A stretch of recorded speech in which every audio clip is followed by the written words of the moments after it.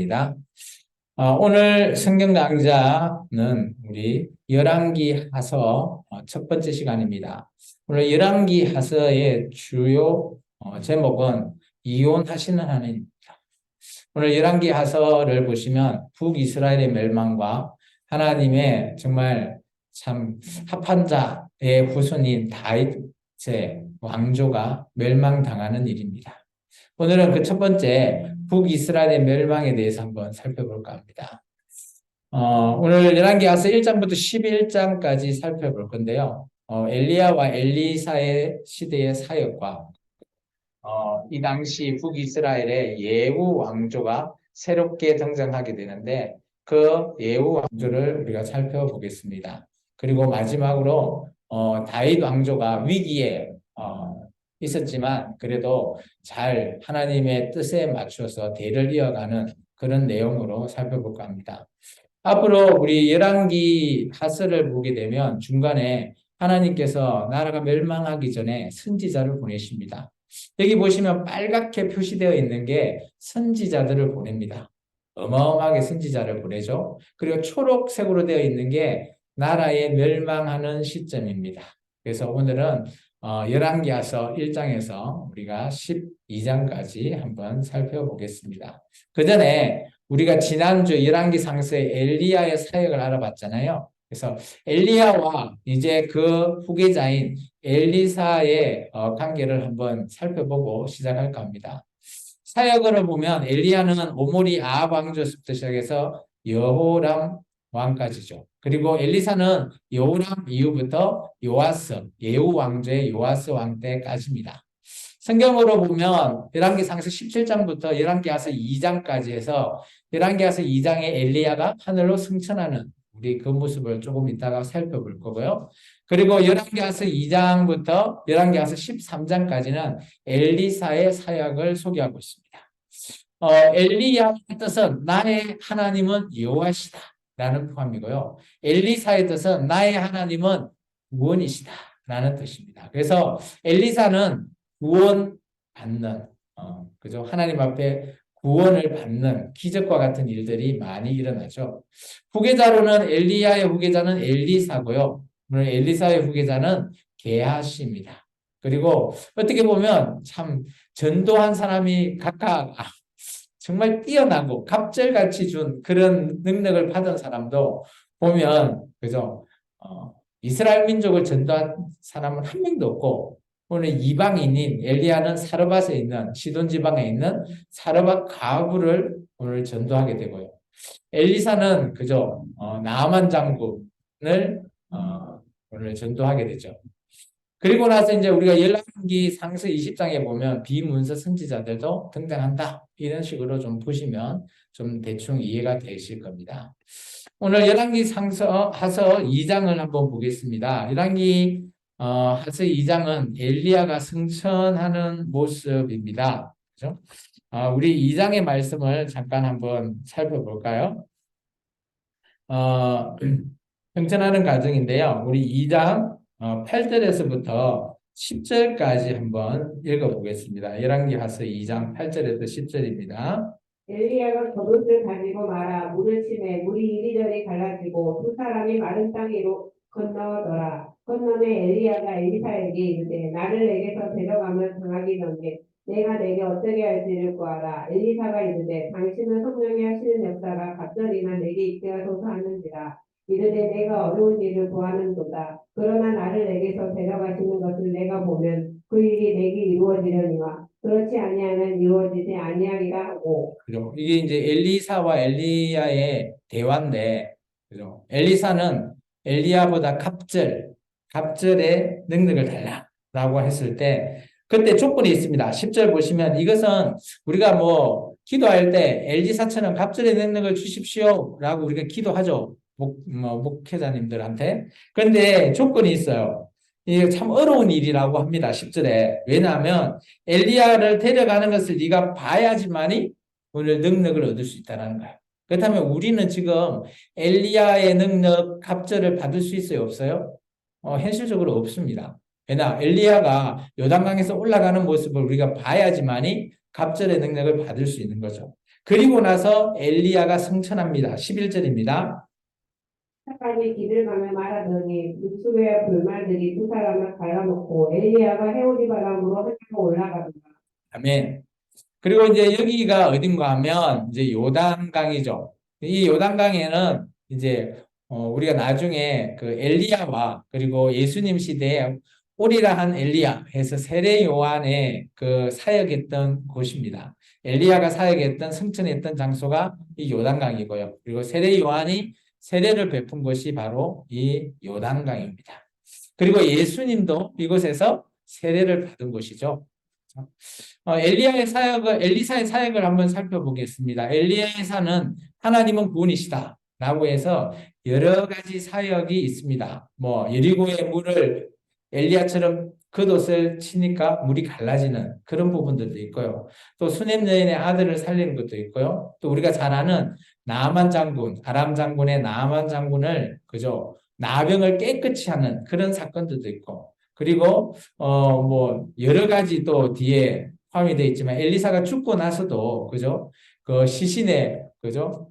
이게 뭐 이게 죽은 사람의 시신이 이 엘리사 시신에 탁 손대었을 때 살아나는 그런 기적까지도 우리가 볼 수 있습니다. 그래서 여기 엘리사의 구원은 뭔가 하면 그죠? 그 당시 모든 것들의 문제가 해결되는 겁니다. 우리의 구원은 뭘까요? 그죠? 영원 구원을 우리는 생각하잖아요. 그래서 영원히 하나님과 함께 하는 것, 이런 구원을 우리가 원하는데, 이 당시 엘리사는 이 모든 것들이 다 문제들이거든요. 문제들을 해결하는 구원이라고 보시면 됩니다. 그리고 우리가 계속해서 오늘 북이스라엘의 왕을 볼 건데, 빨간 테두리 보시면 예후 왕조가 이제 등극하게 됩니다. 그죠? 엘리사가 나중에 가서 이런 그런 예후 왕조의 기름 붓는 이 장면들을 이제 우리가 볼 건데요. 여기 보시면, 첫 번째 9장 6절입니다. 한번 읽어 주시겠습니까? 네. 9장 6절. 열왕기하서 9장 6절입니다.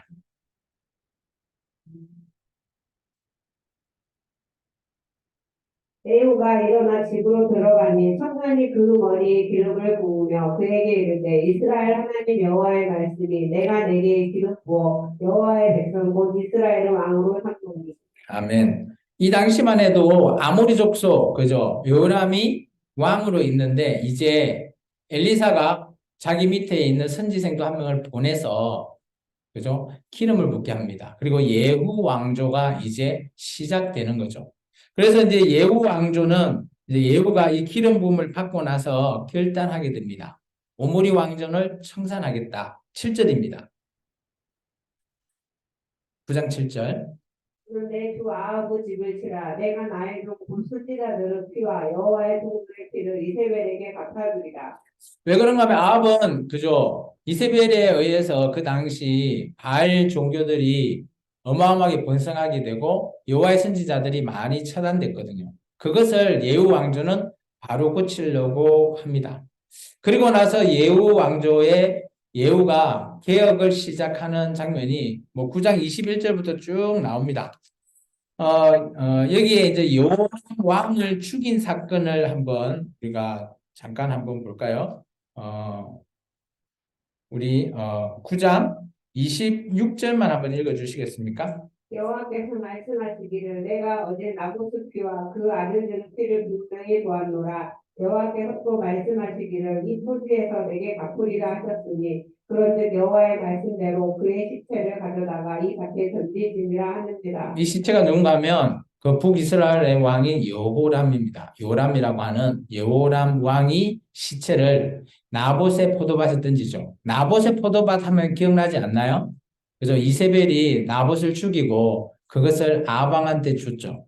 이게 그런 모든 것들에 억울하게 죽은 피를 이제 하나님이 여기 보시면 26절에 보면 여호와께서 말씀하신 대로 그대로 이루어진다라고 하잖아요. 이게 예후가 실행하지만 하나님 말씀대로 이루어졌다라는 것을 기록하고 있습니다. 그리고 나서 27절부터 해서 쭉 보면 유다의 왕인 아하시야도 죽이게 되고요. 그리고 이세벨도 북이스라엘의 아합의 아내인 그죠? 이세벨도 죽이게 됩니다. 우리 이세벨의 죽는 장면을 한번 볼까요?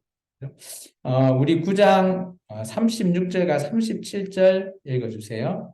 걸어가서 전하니 예후가 이르되 이는 여호와께서 그종 디셉 사람 엘리야를 통하여 말씀하신 바라 이르시기를 이스라엘 토지에서 개들이 이세벨의 살을 먹을지라 그 시체가 이스라엘 토지에서 거루같이 박혀 있으리니 이것이 이세벨이라고 가리켜 말하지 못하게 되리라 하셨느니라 하였더라. 이것도 마찬가지. 우리가 이제 실제 33절에 죽게 되는데 이것 또한 그죠? 보시면 선지자 그죠? 엘리야를 통해서 이룬 말씀이 그대로 성취된다라는 것을 얘기하고 있어요. 그럼 잘 보시면 예후가 기름 부음을 받고 항한 모든 일들은 이전에 엘리야나 그리고 하나님께서 하신 말씀을 그대로 성취하는 그런 진행형이라고 보시면 돼요. 이게 예후는 하나님의 말씀을 뒤엎고 개혁을 한 거예요. 그죠? 그리고 나서 10장에 보면 아합의 나머지 뭐 아들들도 죽이게 되고요. 그리고 나서 이제 가장 중요한 것은 이세벨이 가지고 왔던 바알 종교, 이게 바알을 믿는 선지자들이나 바알 신전을 완전히 몰살할 계획을 세우고 있습니다. 그게 이제 10장 18절부터 쭉 이어지는데요. 이 말씀 한번 읽어 보도록 하겠습니다. 10장 우리 29절 먼저 읽어 주시겠습니까? 이스라엘에게 범죄하게 한 느바스 아들 여로보암의 죄 곧 베델과 단에 있는 궁송아지를 섬기는 죄에서는 떠나지 아니하였더라. 근데 문제는 바알 선지자들은 다 처단하고 신당도 변수로 만들어서 없앴는데 오늘 29절에 보면 그죠? 여로보암의 죄는 떠나지 않았다. 금송아지는 그대로 세워놨다라는 거죠. 그죠? 이것이 어떻게 보면 좀 문제가 됩니다. 이게 어떻게 우리가 이런 표현 있죠. 딜레마라는 표현. 그래서 예후의 딜레마가 아마 이 여로보암의 금송아지가 아닌가 생각되어집니다.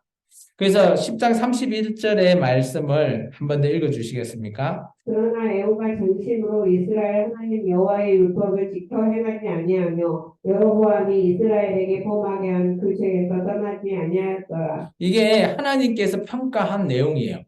예후 왕에 대한 평가. 이게 따지고 보면 바알이나 그죠? 이런 뭐 이세벨, 그다음 기존의 오므리 왕조의 모든 사람들 처단하는 것은 잘했는데 하나님의 율법을 지키는 것을 또 하지 않았다라는 거죠. 이게 어떻게 보면 그 당시 금송아지가 하나님이다라는 그 백성들의 인식을 흔들 수 없었게 되는 참 안타까운 일이죠. 이것까지 개혁을 했어야 되는데 개혁하지 못한 것이 예후의 딜레마가 된 겁니다. 그리고 11장에는 이 당시에 남유다로 가보면 아달라라고 하는 여왕이 등극하죠. 이게 이제 어떻게 보면 이세벨의 딸이잖아요. 딸이 그 남유다에 가서 아들을 낳는데 그 아들이 아까 우리가 좀 전에 봤던 아하시야가 죽게 되죠. 이게 이렇게 다 죽게 됐다라는 소식을 듣고 아달랴가 되겠다. 남유다 다 죽여버려야 되겠다. 다윗의 후손 죽여버려 씨를 말려버려야 되겠다라고 하는 그런 것이 11장 1절에 이세벨의 계략이 아달라의 계략이 포함되어 있습니다. 11장 1절입니다.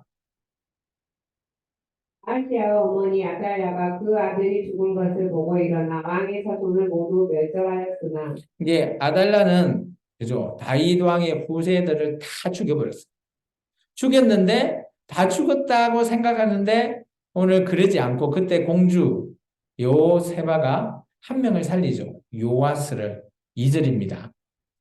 요람 왕의 딸 아하시아의 누이 여호세바가 아하시아의 아들 요아스를 왕자들이 죽임을 당하는 중에서 빼내어 그와 그 유모를 침실에 숨겨 아달랴를 피하여 죽임을 당하지 아니하게 하니라. 그래서 우리 혹시 기억나나요? 열왕기 3세 아무리 다윗 왕조가 악한 일을 하고 뭘 해도 그죠?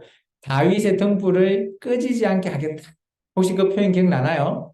그것이 지금 어떻게 보면 이 시대에 하나님에 의해서 등불이 꺼지지 않고 대를 잇게 한 사건이죠. 그래서 하나님은 어떻게 보면 언약을 맺었잖아요. 하나님은 끝까지 지키려고 해요.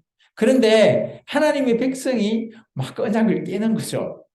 참 너무 안타까운 그런 스토리가 열왕기 하스입니다. 그리고 이제 요아스가 너무 어리기 때문에 그죠? 7년 동안 숨어 있었습니다. 근데 그 당시 제사장이 여호야다라고 하는 사람입니다. 이 사람이 이제 개혁을 하게 됩니다. 7년 후에. 그러니까 요아스 왕이 7년 정도 7살이 되었을 때 왕으로 등극시키고 이제 아달라를 처단하게 되는 여호야다의 개혁이 11장에 이제 쭉 나오죠. 4절부터 16절까지 쭉 나오는데 우리 말씀을 한번 읽어볼까요? 중간에 12절입니다. 여호야다가 왕자를 인도하여 내어 왕관을 씌우며 율법책을 주고 기름을 부어 왕으로 삼되 무리가 박수하며 왕의 말세를 부르니라. 여기 왕자는 요아스입니다. 이게 요아스가 왕자에서 이제 왕으로 등극하게 되고요. 정말 중요한 거는 그 다음에 있습니다. 12장 중간에 보면 왕관을 씌워주고 뭘 준다고요? 율법책을 줬대요. 율법책. 이게 하나님의 말씀인 율법책이 이 당시에 있었다라는 거죠. 그죠? 그리고 나서 기름을 부어서 왕으로 세우고 많은 사람들이 만세를 불렀다라는 거죠. 그래서 이렇게 해서 이제 아달라가 이제 13절 이후부터는 뭐 이렇게 죽게 되는 사건이 있고요. 그리고 나서 여호야다가 이제 어떻게 보면 개혁을 통해서 이 나라를 이제 잘 유지하고 있습니다. 이게 요아스 왕도 여호야다가 살아 있을 때는 참 잘했어요. 그게 12장에 등장하거든요. 예, 뭐 이게 성전 수리하고 하는 그런 부분은 요아스 왕이 참 잘했는데 조금 지나서 여호야다가 죽고 난 이후에 요아스 왕이 또 마음이 싹 바뀌어 버립니다. 참 안타깝죠. 이게 우리가 사람이 한결같이 유지한다라는 것 쉽지 않다 저는 생각되어져요. 이게 누구의 영향력 안에 이렇게 영향력 아래에서 뭐 커가냐 이런 것도 참 중요하고요. 그 영향력 안에 커갈 때도 또 그 사람이 없어버리면 그 밑에 또 뭐 요아스 같은 이런 사람들이 또 자기 마음대로 또 해버리죠. 참 그런 것도 또 안타깝고요. 그러니까 참 어떻게 보면 하나님의 말씀을 제대로 전하는 자 밑에 또 제대로 받으려고 하는 사람들이 있다, 배우려고 하는 사람이 있다라는 것은 정말 저는 복이라고 생각합니다. 이 성경을 봐도 요아스 왕은 처음은 잘했는데 또 나중에 또 변질돼 버리는 거 나중에 다음 시간에 보게 되는데 참 안타깝죠. 이 당시에 이제 보면 우리가 선지자 한 명을 우리가 보게 됩니다. 요엘이라고 하는 선지자입니다. 왜냐하면 이 선지자의 등장에 보면 왕이 어리기 때문에 그죠? 이 선지자가 많은 사람을 초대하는데 제사장 그리고 백성을 초대합니다. 근데 이 당시에 이제 요아스 왕은 있지만 어리기 때문에 성전에 들어가지 않았다라고 주장해서 보통 이 시대에 요엘서를 읽기도 하고요. 근데 요엘서의 시점이 좀 다른 게 어느 왕의 요엘 선지자가 등장했다라는 말이 없기 때문에 우리가 추정할 수밖에 없거든요. 그리고 왕이 등장하지 않기 때문에 또 어떤 학자는 이렇게 얘기합니다. 아마 왕이 없었던 바벨론 포로 기한 이후에야 요엘 선지자가 등장하지 않았나라고 해서 말라기 때까지 쭉 앞에 정도 보는 학자들도 있습니다. 근데 저는 요엘 선지자를 이 당시로 제가 보고 다음 시간에 요엘 선지자를 우리가 보도록 하겠습니다. 오늘 말씀을 한번 정리해 볼까요? 같이 한번 앞에 화면을 읽어볼까요? 시작. 갑절의 능력을 보여줘도 깨닫지 못하면 멸망의 길을 가고 있는 것조차도 알지 못한다. 참 안타깝죠. 엘리사를 통해서 갑절의 능력을 줬는데 북이스라엘은 멸망의 길로 가는 거예요. 그걸 가지 못하게 하고 싶어도 그 백성이 깨닫지 못하니까 그 길을 그냥 걸어가는 겁니다. 오늘 한국 교회가 이러면 안 되죠. 능력이 있고 뭐 기적이 많다고 할지언정 그 우리의 가는 길이 멸망의 길이 아니라 하나님이 원하는 정말 하나님 예수님의 그 길을 우리가 따라가야지 우리가 멸망하지 않을 거라는 거죠. 그래서 여러 시대를 우리가 성경을 통해 볼 수 있지만 가장 안타까운 시대가 아마 열왕기 하스에 등장하는 시대가 아닐까 저는 생각합니다. 그래서 우리도 기도 열심히 해야 됩니다. 지금 대한민국이 이런 시대로 가는 것 안 되게, 그리고 우리가 가는 길이 멸망의 길이 아니라 하나님이 원하시는 소망의 길이 되기를 주의 이름으로 축원합니다. 기도하겠습니다. 주님 감사합니다.